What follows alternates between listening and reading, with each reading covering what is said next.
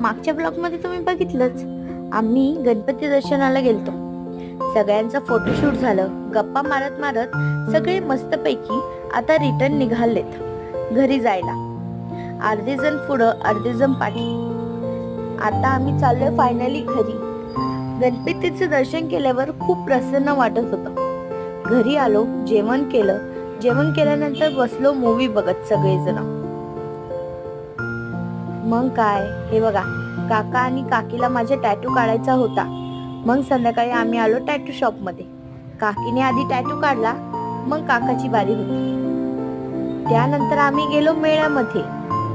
मस्तपैकी खूप छान छान झोपाळे होते. ते आम्ही बसलो आणि एन्जॉय केला.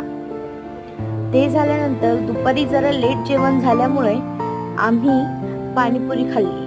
हे बघा, सगळे कसे मस्त एन्जॉय करतात.